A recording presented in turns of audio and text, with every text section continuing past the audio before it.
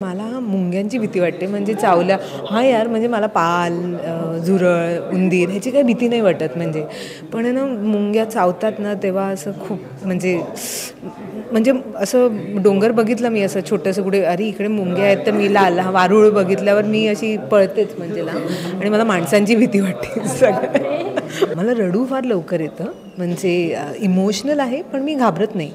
हां, पण कुठलाही सस्पेन्स थ्रिलर किंवा असं हॉरर बघताना आहे ना, डोळे बंद करते आणि मग बघते. म्हणजे काय होईल काय होईल असं करून बघते मी. म्हणजे नमस्कार मंडळी, मी नेहा प्रभू तुम्हा सगळ्यांचं मनापासून स्वागत करते. मीडिया टॉक मराठीवर सापळा नावाचा कमाल चित्रपट आपल्या सगळ्यांच्या भेटीला येणार आहे आणि त्यानिमित्ताने अभिनेत्री दीप्ती केतकर माझ्यासोबत आहे. पहिल्यांदाच आपली भेट होते. सगळ्यात आधी सांग, कशी आहेस? मी एकदम मस्त. आम्ही जेव्हा ट्रेलर पाहिला तेव्हा मी प्रेक्षक म्हणून सांगते की मला भीती वाटली, कारण मी असे चित्रपट फारसे बघणं एकदम प्रेफर नाही करत, मी घाबरते. पण ज्या वेळेला पहिल्यांदा हा ट्रेलर तू पाहिला, जसा ट्रेलर संपला त्याच्यानंतर तुझी रिॲक्शन काय होती? वाव, असं म्हणजे असं झालं आहे, असं माझं झालं. कारण म्युझिक आत्ता ॲड झालं ना, तर इवन एडिट करताना म्युझिक नव्हतं आणि ते गाणं जे मागे सुरू होतं बॅकग्राऊंड स्कोअर, ते खूप एक्सायटिंग होतं. थोडं म्हणजे जरा भीती वाटते, पण थिएटरमध्ये जाऊन बघण्यासारखा हा चित्रपट आहे. कारण भीती वाटते तेवढं भीतीदायक नाही आहे, पण ज्या पद्धतीने प्रेझेंट केलं आहे ना, ते खूप एक्सायटिंग आहे. तर मला असं वाटतं की लोकांनी जावं आणि पाहावं, मजा येईल बघताना. यामध्ये अजून तरी आम्हाला स्टोरी कळली नाही आहे किंवा तुझं कॅरेक्टर काय हे कळलं नाही आहे, पण जेवढं काही तुला पाहिलं आहे ट्रेलरमध्ये, टीझरमध्ये, तुला मी खूप रिलेट केलं किंवा माझ्यासारख्या ज्या घाबरणाऱ्या मुली आहेत त्यांनी प्रचंड रिलेट केलं. पण तू खऱ्या आयुष्यात कशी आहेस? घाबरणारी आहेस की घाबरवणारी आहेस? नाही, मी घाबरवणारी नाही आहे, पण मी घाबरणारीही नाही आहे. हां, मला रडू फार लवकर येतं.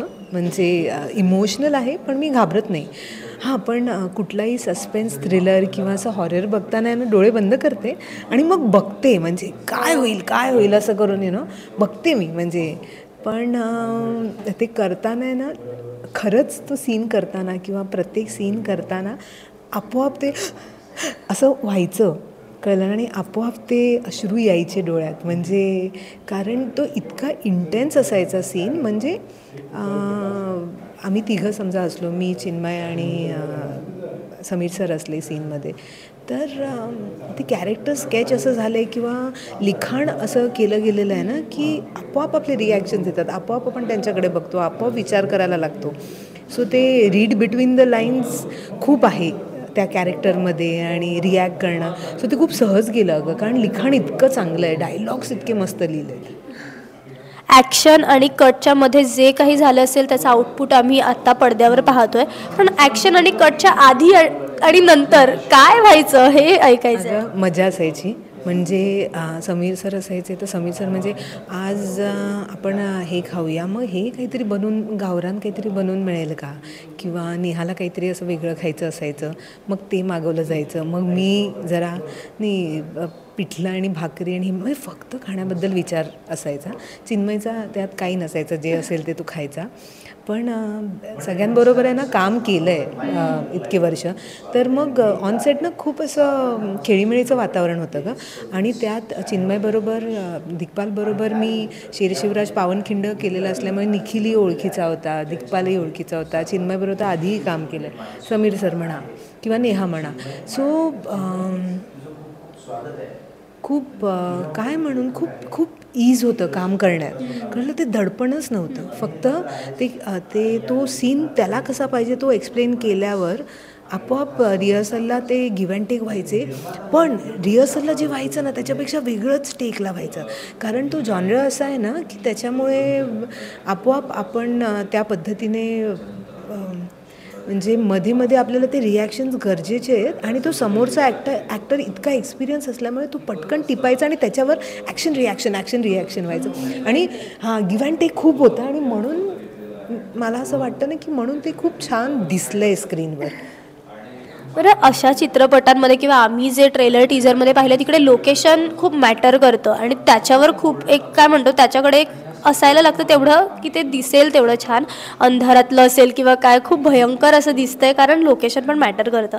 सो ज्या वेळेला तिथे अशी वातावरण निर्मिती केली जाते किंवा वाईब्स तिथल्या अशा तयार केल्या जातात तुम्ही करून करून, तेव्हा तिथे खरोखर त्या सीनला भीती वाटते. जसं तू मगाशी म्हटली एखादा सीन असेल तर तुला शेअर करायला आवडेल, कारण की आम्ही पाहिले ते सीन म्हणजे ते कबर जसं काय खोदलेली आहे ते असतील किंवा कोणाला तरी ओढत नेण्याचं असेल किंवा तुझ्या रूममधला अंधारातलं एक सीन असेल, कुणीतरी आहे आणि आपण दचकतो. सो ही तयार करत असतील ना वातावरण निर्मिती. सो असा एखादा सीन जर तुला शेअर करायला आवडेल. नाही म्हणजे ना मी तुला सांगते ना, करताना मला भीती नाही वाटली. फक्त ॲक्शन म्हटल्यावर तुम्ही त्या कॅरेक्टरमध्ये घुसता बरोबर, त्यानंतर तुम्ही त्या पद्धतीने विचार करायला लागता ना, तेव्हा आपोआप ती हलकीशी भीती गरजेची असते, कारण त्याच्यामुळे तुम्ही रिॲक्ट करता पटकन. कळलं ना तुला. आणि हे जे काय त्यांनी लाईटिंग केलेलं ना, आता हे जी भीतीदायक वाटणं किंवा हे करणं हे आमच्या DOPचं काम आहे, प्रियांका मयेकर, आणि तिने कमालीचं केलं आहे. आणि ना ते करताना ना नाही वाटलं अगं, कळलं. पण जेव्हा तुम्ही स्क्रीनवर जाऊन म्हणजे मॉनिटरवर बघायचं ना, आम्ही असं हिला हे असं दिसतंय का, ओ ह्याच्यासाठी, म्हणजे ते ना खूप छोट्या छोट्या गोष्टीसाठी थांबायचे की आता पाऊस पडायलाच हवा, इकडे पाऊस हा या काचेवरच पडायला हवा, हा या पद्धतीने दीप्तीच्या चेहऱ्यावर तो तसा त्याचे शॅडोज पडायला हवे. म्हणजे इतकं त्यांचंच डिटेलिंग चाललेलं ना की त्यांना बघून आपोआप तो सीन असा इंटेन्स ॲक्शन म्हटल्यावर होत गेला आमच्याकडनं, असं झालं. कळलं तुला. बिकॉज खूप छोट्या छोट्या डिटेल्सवर मग माझे पाय असे पडणार, मग त्याचं मग माझ्या केसांची शॅडो माझ्या चेहऱ्यावर कशी पडणार, असं प्रत्येक गोष्टी त्या हिशोबाने लाईटिंग केलं गेलं आणि तरच मजा येईल ना म्हणजे बघताना, असं आहे. बरं, आता तू यात घाबरताना दिसतेस, पण खऱ्या आयुष्यात कुठल्या गोष्टीची तुला भीती वाटते की नाहीच वाटत, कशाचीच भीती? नाही, मला मुंग्यांची भीती वाटते. म्हणजे चावल्या, हां यार, म्हणजे मला पाल, झुरळ, उंदीर ह्याची काही भीती नाही वाटत. पण ना मुंग्या चावतात ना तेव्हा असं खूप म्हणजे असं डोंगर बघितलं मी असं छोटंसं कुठे, अरे इकडे मुंग्या आहेत, तर मी वारूळ बघितल्यावर मी अशी पळतेच म्हणजे आणि मला माणसांची भीती वाटते. सगळं माणसं जरा स्कॅरी असतात, मनात काय चाललेलं असतं ते माहीत नसतं. सो बाकी कशाची अशी भीती नाही वाटत. बरं, प्रत्येक सिनेमाचा काय रॅपअप झाल्यानंतर एकतरी कुठला तरी किस्सा किंवा खूप आठवणी असतात, पण एखादी असते की बाबा ही सापळा म्हटल्यानंतर माझ्या डोळ्यासमोर किती वर्ष झाली तरी ही आठवण येईल जी मनात कैद केली आहे, अशी आहे एखादी? खूप असतील, पण अशी एखादी जी आम्हाला सांगायला आवडेल. नाही, ते आम्ही जे 17 दिवस एकत्र घालवले ना ते खूपच असे मजेशीर होते, कारण अख्खं टीम ओळखीचं होतं आणि खूप प्रेमाने बनवली आहे ही फिल्म. जरी ती सस्पेन्स थ्रिलर असली ना तरी खूपच मनाने, आणि निखिलची पहिली असल्यामुळे निखिलने फुल असं जीव ओतून काम केलं आहे त्याच्यात आम्हाला प्रेझेंट करताना, आणि ॲक्टर्स म्हणून ते खूप जपतात प्रत्येकाला. सो हे अख्खा एक्सपिरियन्स खूप एक्सायटिंग होता. आणि तिकडे म्हणजे मी आणि नेहा खूप वर्षांनी आम्ही एकत्र काम करतो आहे, सो आमचं खूप छान बॉन्डिंग झालं. सो म्हणजे जाताना असं झालेलं की अरे यार, का संपलं ना, हां असं झालं.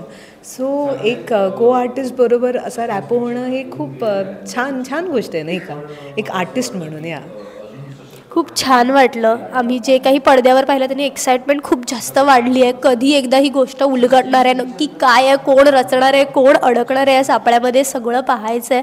तुला खूप साऱ्या शुभेच्छा आहे चित्रपटासाठी. पण जाता जाता जरा आमच्या प्रेक्षकांना सांगशील का की अजून कुठे कुठे तू दिसणार आहेस? म्हणजे काही प्रोजेक्ट्स आहेत का की जे पाईपलाईनमध्ये आहेत, जर तुला डिस्क्लोज करायचं असेल तर. पण नावं सांगता नाही आली तरी बाबा हे इथे मी आहे. अजून माझं सिरियल तर चालूच आहे सोनी मराठीवर. त्या व्यतिरिक्त आत्ताच मला एक वेब सिरीजसाठी विचारलं गेलं, so I am super excited. आणि कॉमेडी म्हणजे ह्युमरस लेवलवर असणार आहे, आणि एव्हरेस्ट एंटरटेनमेंटचंच असणार आहे. तो सुपर एक्सायटेड. आणि त्यानंतर बघूया, चित्रपटांचं बोलणं चालू आहे. सो थोडी सुपरस्टिशियस आहे मी, सगळं होऊ दे मग बोलूया. नक्की होईल. Thank you so much. आणि येणाऱ्या वर्षामध्ये या तुला खूप साऱ्या, ही पहिलीच आहे ज्यात आपण भेटलो आहे. मला वाटतं अजून वेगवेगळ्या चित्रपटांची संधी येऊ दे की जिथे मला पुन्हा एकदा तुझ्याशी गप्पा मारता येतील, असे प्रोजेक्ट्स तुझ्या वाट्याला येऊ देत. खूप साऱ्या शुभेच्छा. यासाठी सुद्धा शुभेच्छा देणार आहे प्रत्येक प्रोजेक्टसाठी सुद्धा. थँक्यू. आणि तुला आणि प्रेक्षकांना हे मला सांगायला आवडेल की प्लीज घाबरू नका. ऑफकोर्स सस्पेन्स थ्रिलर आहे पण मजा आहे, चांगले कलाकार आहेत, त्यामुळे ती कलाकृती खूप छान झाली आहे, खूप छान प्रकारे प्रेझेंट झाली आहे. तर तुम्ही बघितलं ना थिएटरमध्ये जाऊन तर जास्त आनंद मिळेल. घाबरत घाबरत बघूया आपण, पण मजा येईल.